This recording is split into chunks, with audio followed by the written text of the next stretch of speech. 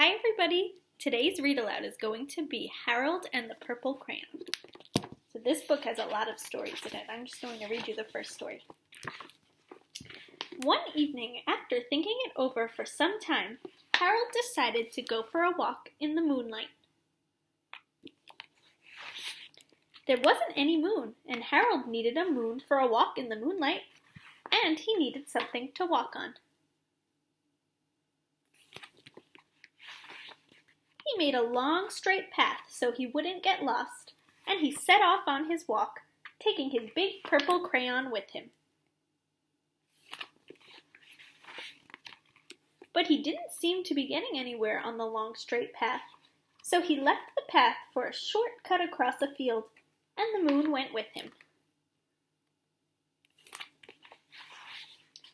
The shortcut led right to where Harold thought a forest ought to be.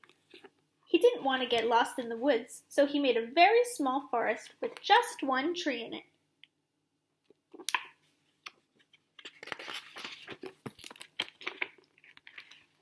It turned out to be an apple tree.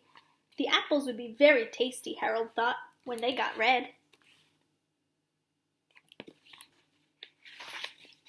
So he put a frightening dragon under the tree to guard the apples. It was a terribly frightening dragon.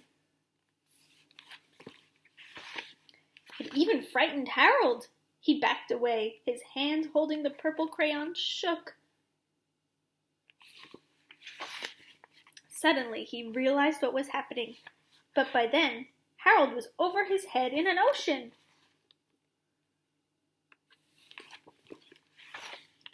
He came up thinking fast, and in no time he was climbing aboard a trim little boat.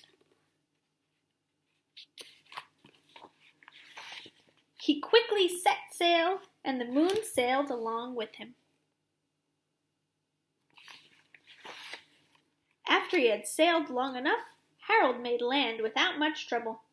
He stepped ashore to the beach, wondering where he was.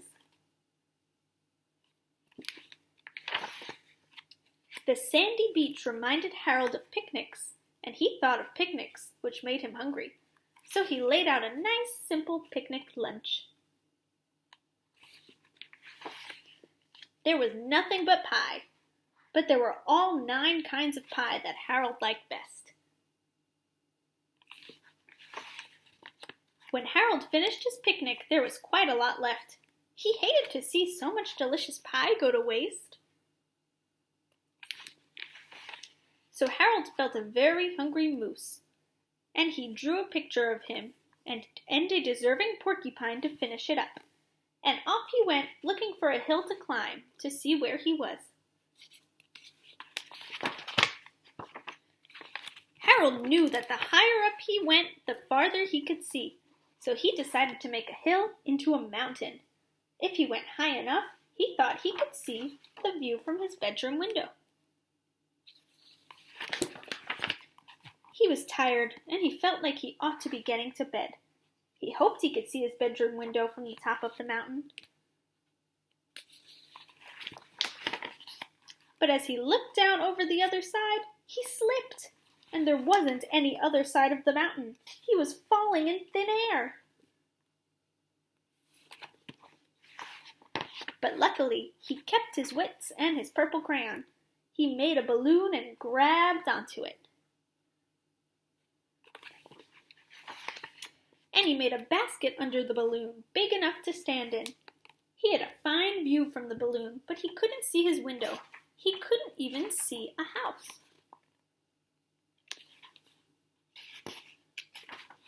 So he made a house with windows and landed the balloon on the grass in the front yard. None of the windows was his window, and he tried to think of where his window ought to be. He made some more windows. He made a big building full of windows. He made lots of buildings full of windows. He made a whole city full of windows. But none of the windows was his window. He couldn't think where it might be. He decided to ask for help. The person he asked pointed the way Harold was going, and Harold thanked him.